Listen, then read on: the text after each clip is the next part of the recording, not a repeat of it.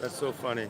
I tried so hard to get live, and was listening to Ezra Levant give his report, like they're videoing it, they're going to edit it and everything like that, and finally figured out to go live just when he said, and I'll finish up later, or that's it for now, or something like that. So it's pretty hilarious. So anyway, I'm down here at the courthouse. Let me see if I can. Okay. Maybe I'll go live later. Maybe. You know, one of the problems is that you know, if I'm going live, I'm recording, then you know, people don't want to talk to me as much. So, oh, here we go. Let's just turn it on here.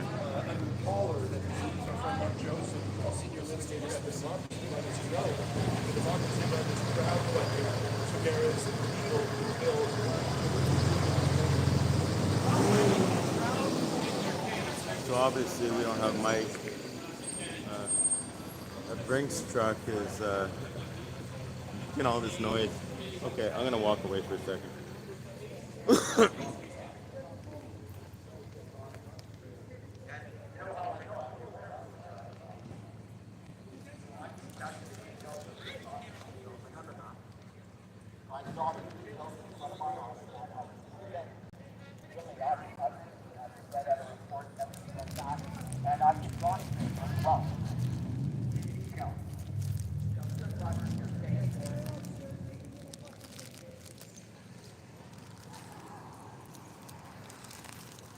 Okay.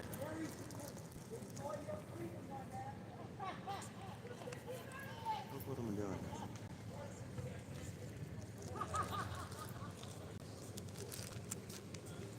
Where you going, Farrah?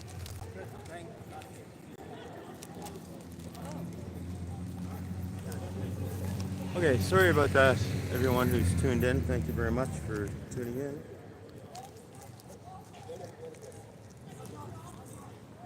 I'm just trying to set up my earphones here. So that you have my mic, so you'll hear more of me than the traffic, basically. That's the idea. I got one ear in.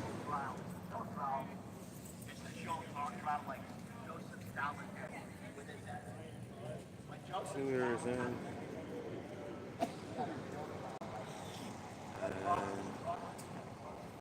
Oops, sorry about that. Okay, now the mic is in. Let me turn things around here. Okay.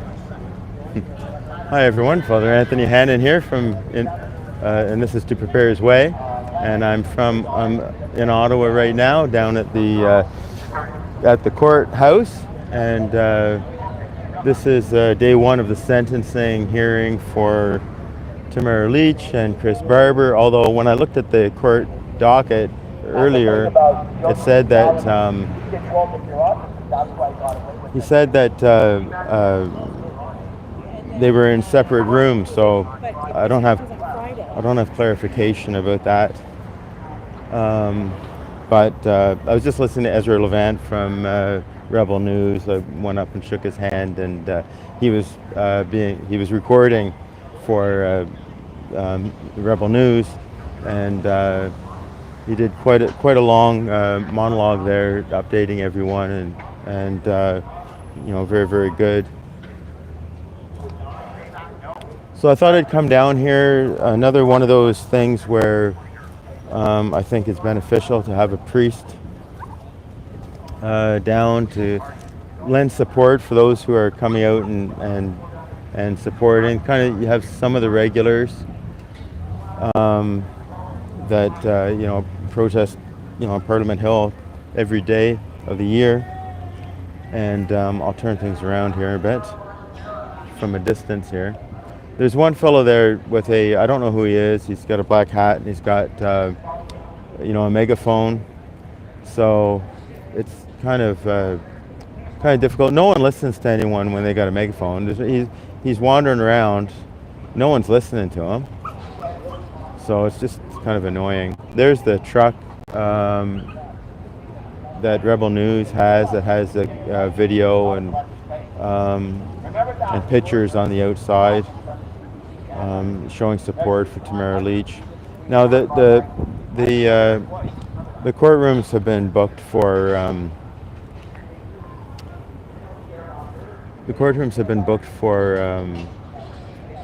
2 days, maybe even so today and tomorrow, but maybe Friday.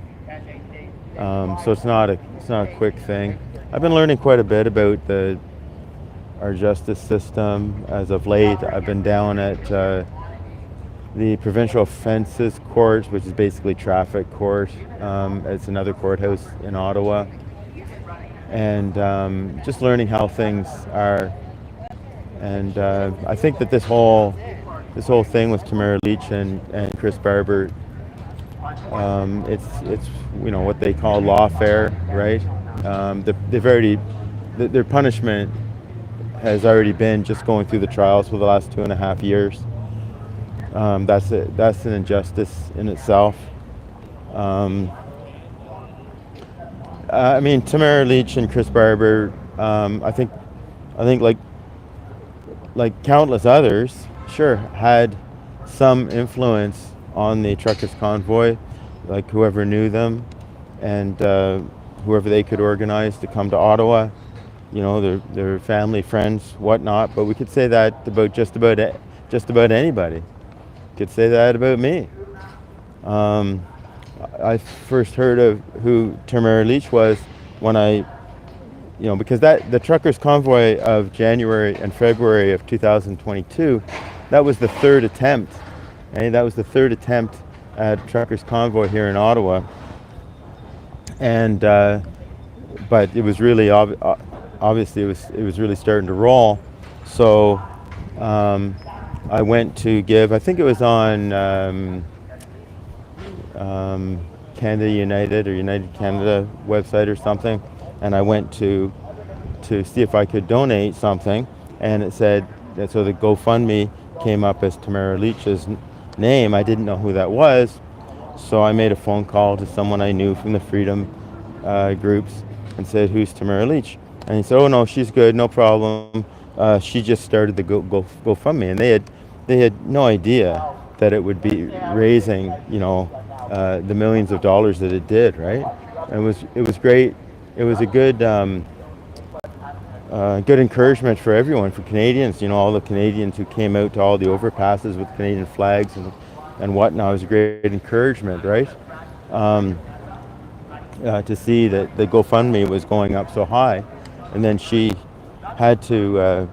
They didn't expect that much. May expect a few $1,000s or something, right, to help with gas for those who are in her immediate convoy. And so it was so much more. So they hired professionals, lawyers, and accountants and whatever to look after it. But then the government froze their got GoFundMe to freeze that. Then they started up a Give, Send, Go or something, and lo and behold, they were able to do that to them as well. They all caved and froze all that. So anyway, you can't hear it probably because I've got my earphones on. But this guy, and I don't know, he's probably a good guy, and I'm sure he means well. But people who get megaphones, they're not helpful. I'm just repeating myself, but anyway. And Chris Barber, I did meet him down at the truckers convoy, but again, he was no mastermind of the convoy or anything like that. So all of these charges and everything, they're completely unjust. They've already spent time in jail. They've already spent tons of money. Thankfully, there are people who have supported for their legal fees. I mean, for all I know, various lawyers are working for peanuts. I don't know. It just seems that the lawyers always get paid. The lawyers always get paid, and So that's what I'm learning down at the traffic court as well. It's just a big monster of a system. And here in Ottawa, I just got a ticket in the mail, one of these photo speeding tickets. And it was a 40 kilometer an hour zone, and it had me at 53 kilometers an hour, $85 fine, and you know, and I was reading a news article that City of Ottawa has, you know, hundreds of these things up, and when I'm down at the provincial courthouse there, then you know, I see all these people, like tons of people. They go through, I don't know, they go through hundreds and hundreds of people every single day, and they're there to pay their tickets or to try to fight the ticket or try to get a reduction in the fine by pleading not guilty and going to trial, and you know, all the time and everything like that. And wealthy people, it doesn't, you know, it's just the cost of driving, right? They just pay it, because if you're making $100 an hour or something, then it's not worth it to go fight it, you know. And but you know, it's the poor. It's the poor that are suffering. And I'm down there and I'm seeing the police, I'm seeing the bylaw, seeing the crown prosecutors, and then the justices of the peace, you know. And for them, it's just a day at the office, you know what I mean? It's just their job. They got hired to do this job, and they're just doing it, and they're just processing people. But you know, especially in these economic times that are so you know, hard for so many people, and inflation and everything like that, and then the city just goes and puts these things up, you know, always in the name of safety. Well, it's another thing that I learned in the last 5 years, is that when the police make their presence known or show up, they make it more dangerous, not more safe. And you know, I mean, I never figured this out before, but you know, all those years going to the March for Life and everything, and then there's like counter protesters. You know, it's always a small group. They're vulgar and immodest and all sorts of things, and you know, even sometimes they've thrown eggs on us and things like this, and they're emboldened because the police are there. Because you know, after the march disperses and everything like that, you know, the same people who are like counter protesters be on the same bus or walking down the same street. There's no problem, you know. And so it's a similar thing when they're setting up a speed trap, you know, because people don't want to get a ticket, so they hit their brakes and they make moves so they don't get caught speeding. But everyone's going over the speed limit just about everywhere you go. So it's just another tax. But anyway, I'll turn the camera to the courthouse. I'll walk up there, see what's what. And I was mingling around there for a good hour or so before they came out. And I don't know if they're done for the day or if there's the lunch break for them. But so I was talking to some people, you know, and when I got the camera out, it's just not the same, right? So here's that truck.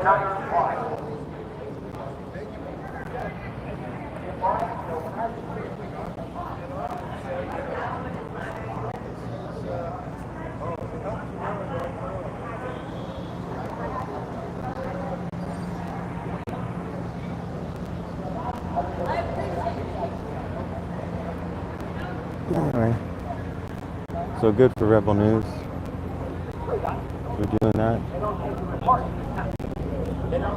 I'll go talk to Ezra here for a second.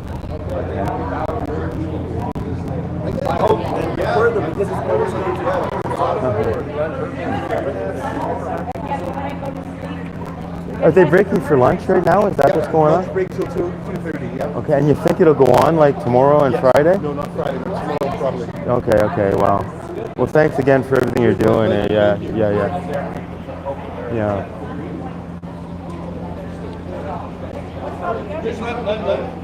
I think Rebel News is the only ones that are actually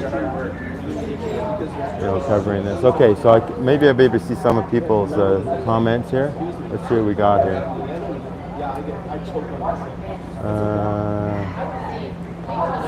Good afternoon. Okay, it's so nice to see.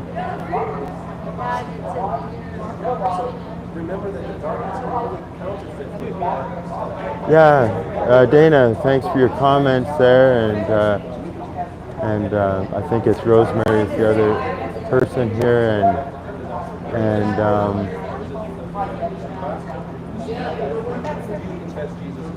I hope that you can come visit. And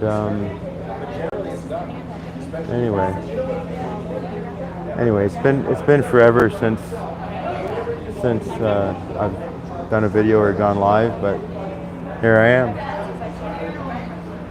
So anyway, I hope you can't hear some of the things people are saying because you can hear my mic instead. But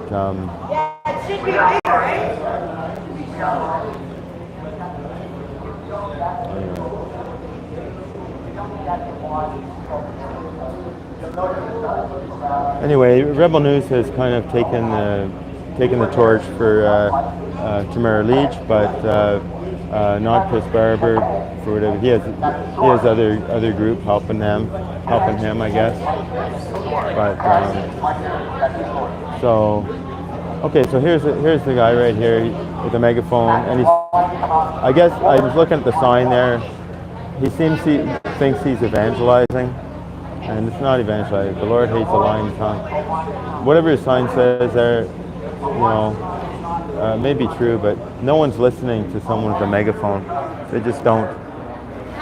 So, okay. Anyway, we'll go back here, and hopefully everything works out okay. Okay. I'm going to, I guess I don't know when the court goes back. I don't want to go in there. I've paid for parking till, let me see, what time? 12:35. Oh, interesting. The ticket said 12:40. It says 12:34 I guess they want you to get back to your vehicle on time. So, no, wait a second. 12:35. No, 14:40. That's right. 2:40. So 20 to 3. But I do have to get back home. I left the dog at home. So I have to get back, late afternoon or early evening because, he's not a cat. Dog needs to be fed and whatnot. But I set up an air conditioner for my truck so I can bring him in the summertime with me. But to come downtown Ottawa, I just don't trust it because I have to kind of set the exhaust out for this air conditioner outside the window, and I just don't trust the big city anymore. So anyway, I have been learning quite a bit about the legal system, and I'm getting to know a few of the Crown prosecutors, and I go down there and I try to try to bring some good down there, eh? Because everyone is miserable down there, right? No one wants to be there paying tickets and trying to fight tickets and whatnot, and they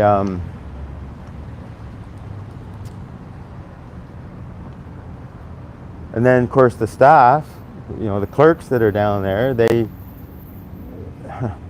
they're dealing with people that are upset and not happy, and so I just go down there, look forward to whoever I'm going to see, whoever I'm going to meet, and strike up a conversation with them and try to give them some hope or things into perspective, you know. But someone, if they're going down to try to dispute a ticket, they you know, they have a lot of adrenaline and anxiety because it's unfamiliar territory, right? So I'll tell you something about those traffic tickets, and I would really encourage everyone, if you ever get a ticket, a speeding ticket, parking ticket, whatever, to plead not guilty and get a trial date. And there's so many advantages to do that and why to do that. And someone said to me, well, what if you're guilty? What if you did it? I said, no, that's just the term. You got to think of it like a game. Not everything that is illegal is sinful, and not everything that is legal is morally acceptable. So I'll just show you this. This is kind of nice. Down at City Hall here. Water's kind of green though. I guess they don't have chlorine or whatever in there. But maybe like someone who's homeless or something, they go cool off there, I guess. If they want to. I wouldn't. It's probably all recycled, so that water coming up looks kind of clear, but it's probably full of algae and everything. So anyway, yeah, it's the only thing you can do to dispute it. And here's what I've observed. And I brought a friend in there a week ago Friday. I was talking on the phone. Hey, I'm going to the courthouse. Sit in in the courtroom. You want to come? Oh yeah, sure, I'll come. And after sitting in there for about an hour and a half, watching how things go,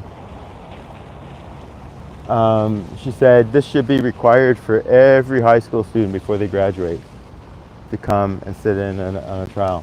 And I've gone down there about 3 times now, and every time I go, I learn so much. Whether it be from a police officer or a prosecutor or a staff member that's down there. So here's what happens.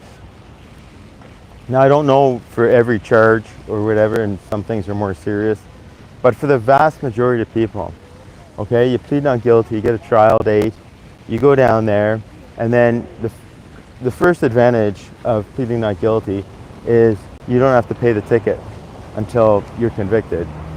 So, you know, the trial date might not be for 4 months, 6 months, 8 months, whatever. So all that time, you know, you don't have to pay the ticket. So that's good, delay that. If you get a trial as well, what happens is if the ticketing officer doesn't show up, now I'm not talking about the cameras, but if it's actually, you know, someone wrote a ticket, right? A bylaw officer or a police officer, then if they don't show up to court at that date, then it gets dismissed. So that's part of it. You have a right to face your accuser. And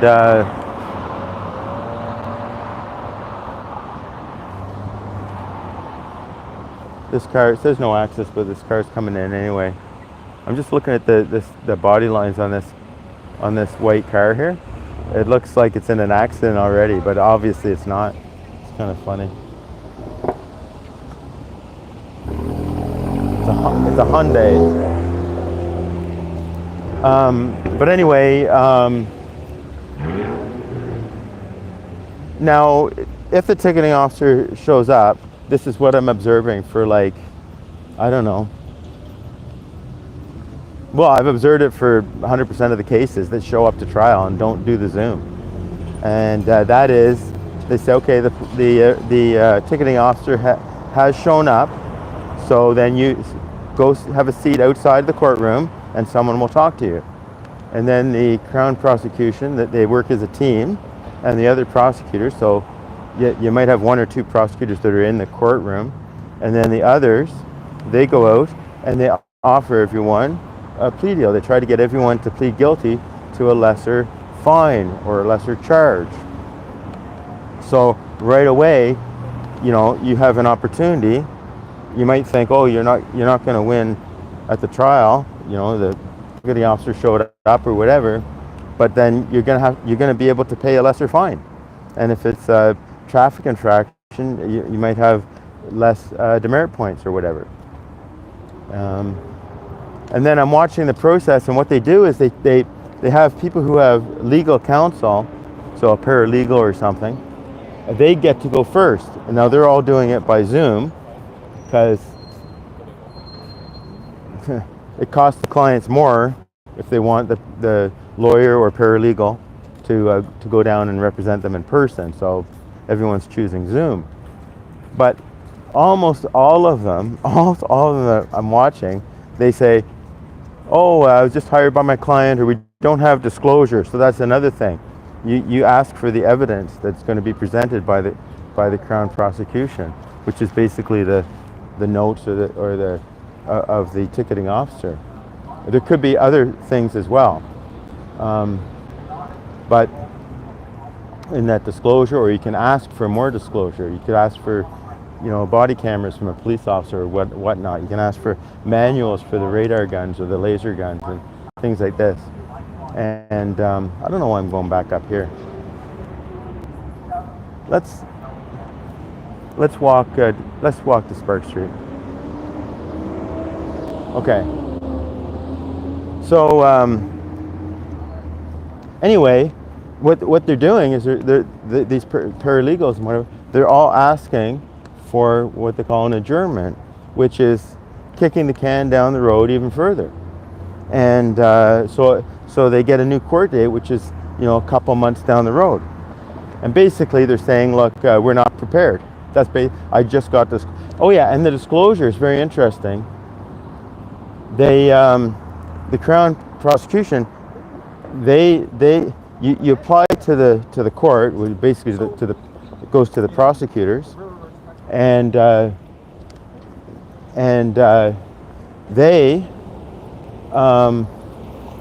they forward the evidence to the defendant who's asked for the disclosure. Okay, so they don't get it. They don't get their disclosure from the police, the ticketing officer, whatever. They don't get that until a couple weeks, or maybe a week or a week and a half before the trial. So it's pretty much automatic if you want to ask for an adjournment and kick the can down the road a little bit more. And then what that does is it gives you another opportunity to roll the dice, and that the ticketing officer won't show up the next time. So, but it's just another day at the office. It's just another day at the office for for all the people that work there.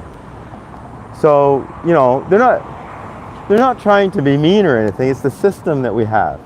They're not trying to be mean, but they're not exactly your friends. So okay, so here's what happens. For a morning, they book the courtroom for the morning and the afternoon, and they put 30 or 40 or however many they can on what they call the docket. And they've got their list, and it's just a routine for them. They have for anyone who goes there the first time, it's like they don't know what's going on, and it's kind of, they're nervous, waiting, when am I, is the name going to call, and all this type of thing. But no. They're just going through a procedure. It's the same for them every single day, and just different faces, different names, and they've heard it all. They've heard every single defense.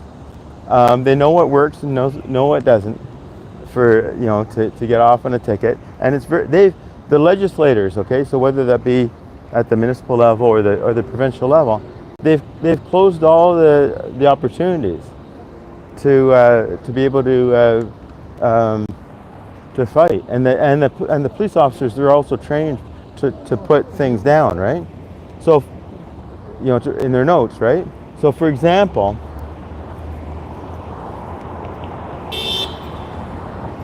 for example, I was talking to a trucker friend, and about one of the ways that someone might be able to fight a speeding ticket, for example, is to get the disclosure, and then you get the model of the radar gun or the laser gun, and then you ask for the specs on it for how frequent that particular model needs to be calibrated or recertified. Now, the police officers, they do test it before their shift and after their shift, but that's not the same as a calibration. And I asked the police officer down there about that, and then he stopped talking to me after that.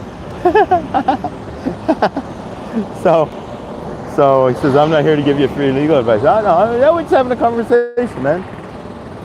Anyway.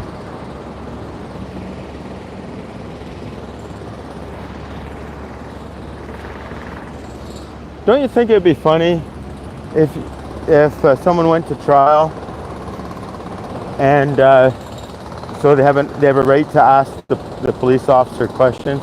Don't you think it'd be funny if someone started out the questions kind of like, well, you got to be friendly, but thank you very much, officer, for coming and taking your time to come down to court. Of course, they get paid. Some of them, I was told they get paid time and a half. They get overtime for going down to court, and they have to have a good reason not to show up, otherwise they'll be reprimanded.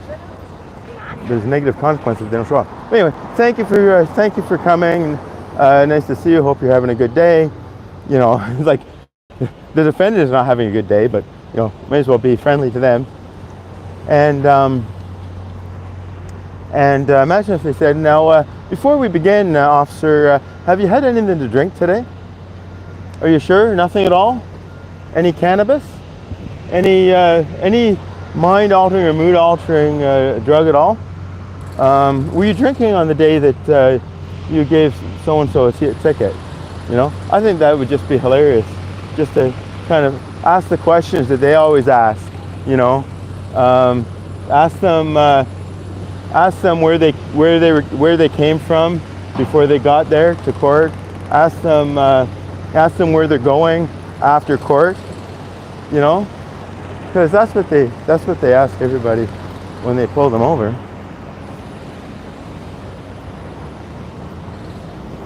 And some of you have seen my video in the posts of this channel. You've seen me link sometimes. I think I have to this lawyer down in Southern Ontario, and his YouTube channel is called Don't Talk TV. I think it's DTTV. Don't Talk TV. And his advice is always not to talk to the police officers. But anyway. Anyway, here's the thing: if you challenge if someone challenges the calibration of a laser gun, and which would mean, on the one hand, it would mean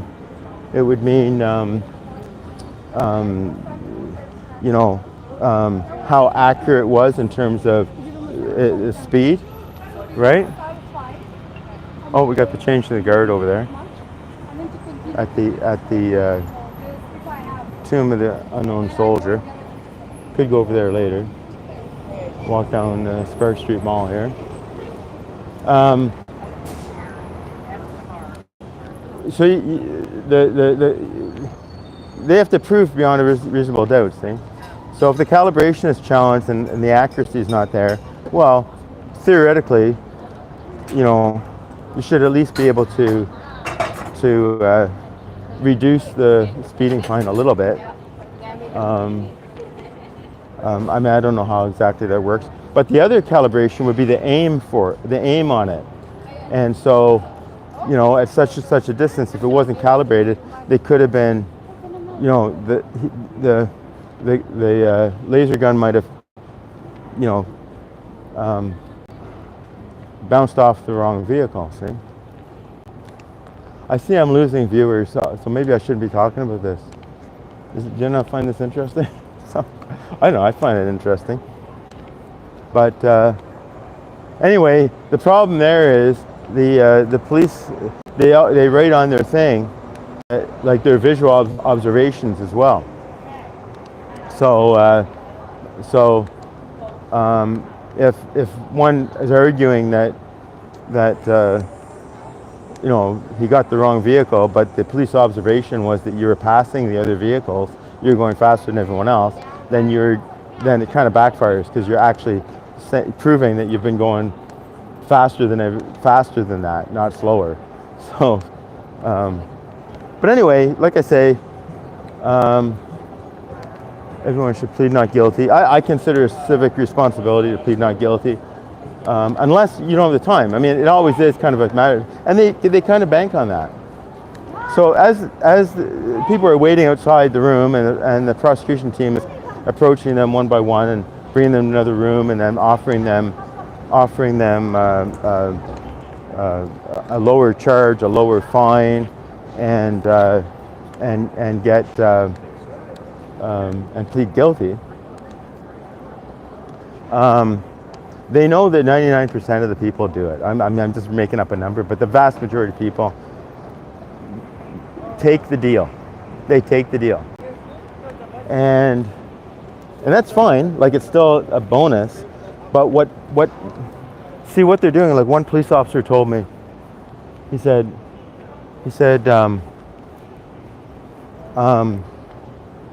tell them I don't want to take up the court's time.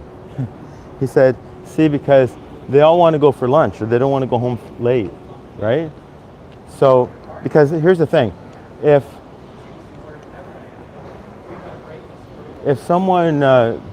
one person says, I'm going to go to trial, I don't care, I'm going to go to trial, if I lose, I lose, whatever. But I'm going to take my chances, and they think they have a case and whatever. And usually they don't have a case, but they think they do. So they go to trial. But one person goes to trial, just going through the procedures of that, just going through the procedures takes a half an hour. So if they book the court from 9 to 12, okay, which is typical, they don't get to anyone until at least 9:30 because they're going through a lot of kind of their protocols, etc. And then, if, 4 people, it's going to be a minimum a half hour per trial. But if someone has lots of questions, like, have you had anything to drink today, officer?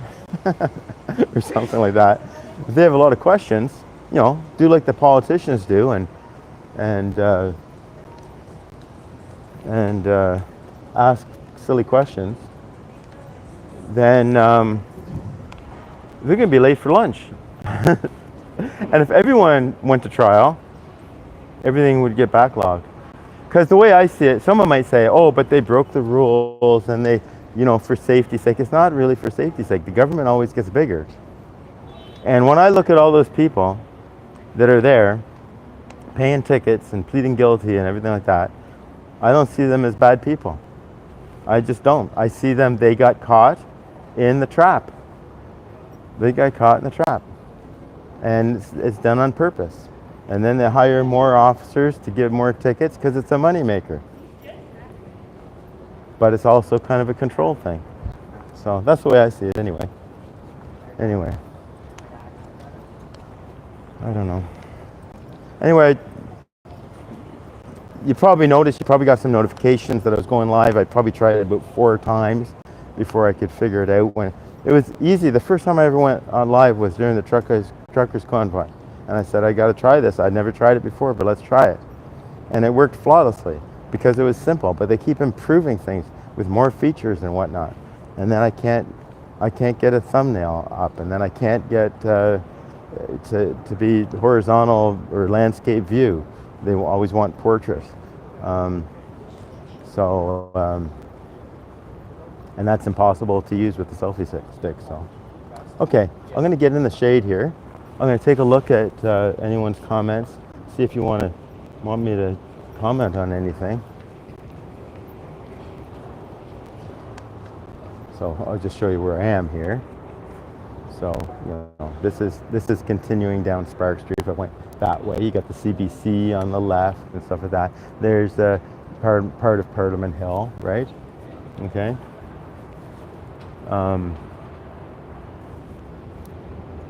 And then this is I'm on O'Connor Street, facing Queen Street here. Let me just get in the shade so I can see the screen.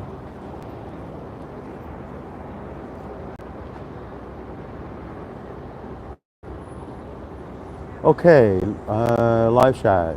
Let's see. Okay.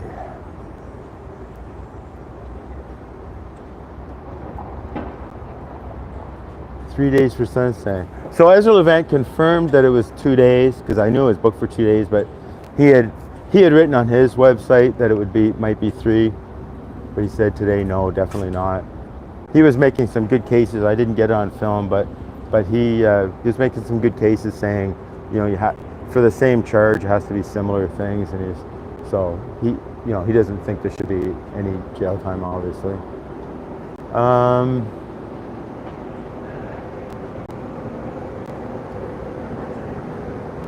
2:30. Oh, okay. Thanks, Danny. You're listening better than I do. Oh wow. No, I wouldn't even with the commission. Could have it though. Well, I wouldn't want to leave the dog in the car for extended period of time. But in Ottawa, I wouldn't trust people are going to break the windows. And it's kind of a neat thing. I can monitor the whole thing, what the temperature is in there and everything.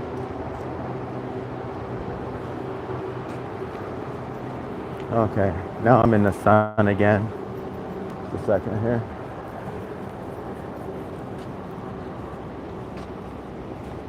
I won't be able to stay online too much longer. I could come back on later though. But nature is calling, so.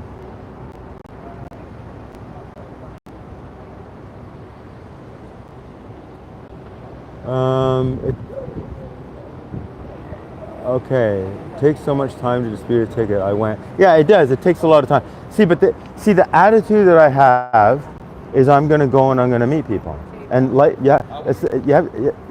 like if I look at it like the time, the expense and everything to go down to the courthouse and all that stuff, it's like, yeah, they're winning.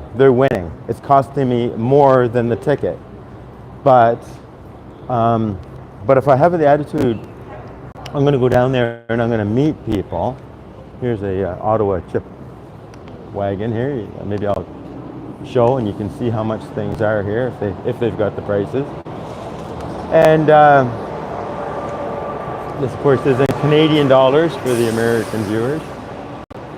So here we go. Small fries $6.50, medium $7.50, large $8.50. You want poutine, so that's cheese curds and gravy. You add an extra $2 to each one of those. A sausage, so like $7.50. Cheeseburger $8.50, chicken burger $7.50. Okay, here you got some pictures of some combos.